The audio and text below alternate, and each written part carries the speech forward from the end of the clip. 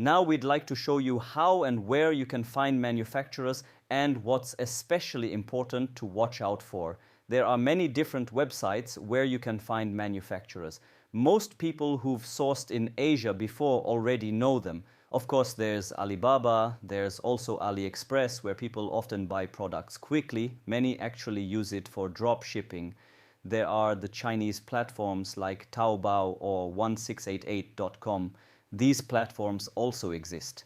If you're looking in Europe, you can often use Europages. There's global sources. In Germany, there's Where Liefert was, who delivers what. But it's also very important to know you must, can, and absolutely should do a lot of basic Google searching. Use search engines. For Chinese suppliers, use Baidu to find manufacturers there too. Often, there are a lot of manufacturers, and often the biggest ones, who intentionally do not list themselves on those platforms. For example, in the sports industry, there are manufacturers that focus on a specific niche. They may not even have a website. They're definitely not listed on Alibaba, but they produce for some of the biggest brands worldwide. If they were on Alibaba and word got out, they'd receive 5,000 inquiries per day and would have to hire several people just to handle all of them. So many good manufacturers, or even large manufacturers, are not online and don't want to be. They already supply the top 3 or 4 brands in the world, and they get new clients through referrals. Sometimes they even set minimum requirements, like if you don't order at least 200,000 to 300,000 units per year, then we won't even consider working with you. For them, small orders just aren't worth the effort. Besides Google, Baidu, and other search engines, here's another tip. You need connections, what we call vitamin B, for Beziehungen or relationships. You need to build your own supplier database, find out how and where to discover manufacturers or who can help you find the next one. It can easily happen that you get in touch with one supplier, build a great relationship, and they don't just say, "No, we can't produce this, goodbye." Instead, they might say, "You know what, I think this or that manufacturer could do it, reach out to them." And now that we're in 2022, we're not just in the age of email, we're also in the age of social media. But calling is still incredibly valuable. You'll have to make a ton of calls, especially in Europe, to go from one manufacturer to the next, to discover new names, follow up, and even just get quotes. Sure, you have to send emails, but be aware, a lot happens through phone calls and through using Google constantly. You also need to build relationships with suppliers so you can find even more manufacturers through them. Yes, we know, it's a huge effort, it's extra work, it's a grind, but this is exactly what we've specialized in. You should absolutely go through this process. Soon, we'll share a few tips on how many suppliers you should contact and why it's worth reaching out to more than just a few. And this hard work, we recommend it to every founder. Go through the process once, try it yourself. Sit down day and night, communicate, and don't just request 3 or 4 quotes, get 50 quotes. Then you'll realize how much work it really is. You'll learn so much, especially when it comes to communicating with suppliers, requesting quotes, and negotiating. You'll likely find yourself saying, "Cool, now I know how this works, but also, this isn't really the kind of work that helps me sell more or grow my business." Still, we recommend every founder try this once. Once you've experienced it, or if you already understand from the start how much work it is, then you can go to a sourcing agency or agent or hire someone to handle it for you. What should you watch out for when sourcing? We now have 2 slides for you. I hope you can read them and that the text isn't too small, but let me go over 12 key points we've put together. 1. Collect enough quotes to get the best prices. Why? Let's take a car purchase as an example. If I want a standard car and get quotes from just 2 dealerships, I'll have 2 prices. But if I collect 20 quotes, like most people do when making a big investment, then I'll naturally have more negotiating power. 2. If you've found a potential manufacturer, find out, are they really a manufacturer or a trading company? There are many companies that specialize in buying from manufacturers and reselling those products. There are 2 reasons why that matters. 1. A trader usually wants significantly higher margins for what we call just moving boxes. 2. They typically don't want to deal with custom changes. If you have to communicate your customizations through a middleman who then goes to the manufacturer, it turns into a game of telephone, and when the changes are made, they'll come back to you again via the trader, and you won't be sure whether everything is correct.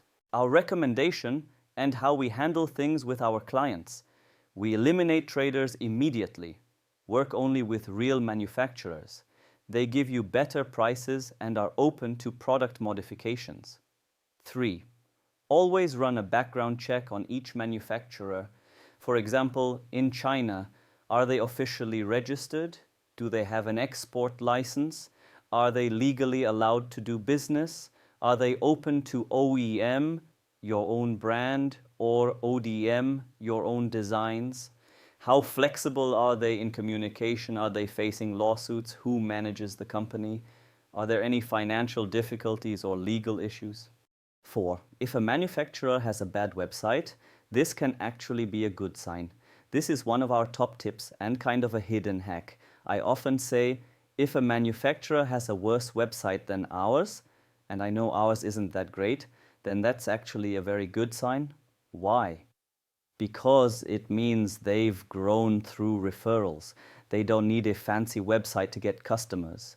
We ourselves grew purely from referrals. No sponsored ads, no heavy marketing, just word of mouth.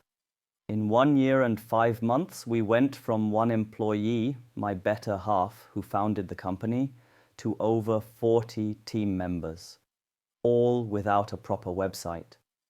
So if a manufacturer has been on the market for years and has a bad site, don't assume they're bad.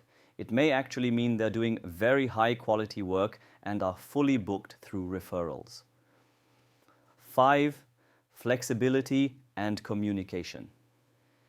You might find a great manufacturer, maybe even in Germany or elsewhere in Europe, but then they say things like, well, I'm about to retire, I'm not really looking to take on more projects, or changes, not really interested. Either place the order or don't. That's your sign. This probably isn't the kind of manufacturer who will work closely with you on adjustments or product improvements. Sometimes they're in the process of handing over the business and just don't have the motivation anymore to push things forward. 6. Can they actually manufacture what you need?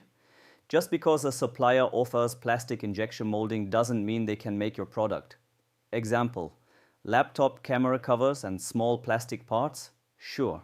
But what about a large plastic dog bowl? Or even bigger, more complex items? They might not have the right machines, materials, or molding capacity. Always ask, can you produce this exact item at this specific size and volume? 7. Licenses and certifications, especially in China. Do they have an export license? Are the mandatory product certifications available, or can they be created later? Are the products safe and legally compliant for your market? This applies not only to food products or baby toys, but also to plastics, textiles, wood, electronics, and more. You need to make sure the supplier either already has or can obtain all relevant product certifications. 8. Transparency with sourcing agents. If you're working with a sourcing agent or firm, make sure they provide full transparency. All supplier contact details, yes, all of them. Some agencies withhold contact information, so you're forced to keep going through them. That's not okay. If the agency is doing a great job with quality control, reordering, production oversight, logistics, then you'll choose to work with them again anyway. But you should always have the option to take over the supplier relationship yourself. 9. Avoid bribery and kickbacks. Unfortunately, this still happens. Some manufacturers offer kickbacks to sourcing agents to get the deal, like, hey, recommend me and I'll give you a bonus. That's why it's important to work with agents who operate transparently and don't accept such payments. Also, if you collect many quotes, manufacturers will know, I can't influence this decision with a bribe. This client's doing serious research. 10. Commission-based models can get expensive. In many cases, sourcing agents charge a percentage of your order value, like 6%, 8%, 10%, or even 12%, but do the math. Let's say you place an order worth $50,000, a common value for established sellers. A 10% fee would mean $5,000 to the sourcing agent. With bigger orders, this adds up quickly. Even at 6% on a $500,000 order, that's $30,000 in fees. Instead, we recommend working with agents who charge by the hour or by project, not based on your order size. 11. 2 or 3 quotes are not enough. If your sourcing agent only gets you 2 to 4 quotes, that's not real sourcing, and it's not negotiation. You need a broad range of suppliers so you can narrow it down to a short list and have real leverage in price and quality discussions. Only then can you truly say, I know the market. I know the production costs. 12. Can the manufacturer really do it? Especially in Asia and Europe, many suppliers will say, yes, we can produce that. But can they really? Back to the injection molding example. Just because they can make small parts doesn't mean they can make larger, more complex ones. Do they have the right machines, the necessary production and packaging expertise, experience with similar projects? Ask directly, have you done this before? Do you have references or samples?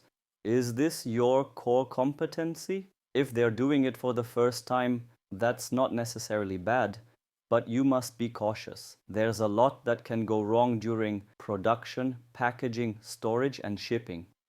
Where are the products actually manufactured? Just because a manufacturer says they're based in Germany or Europe doesn't mean the products are made there. They could be importers sourcing from China or Asia. That's not automatically a problem, but you need to know for sure, especially for ship-in time and cost planning, product labeling requirements. Example, made in China versus made in Germany.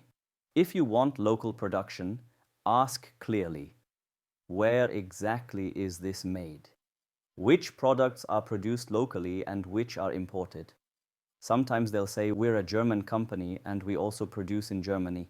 That also may only apply to one product line, so clarify. Working with a manufacturer is like a marriage. Would you marry someone blindly after just a few messages? Probably not. It's the same with manufacturers. This is a relationship.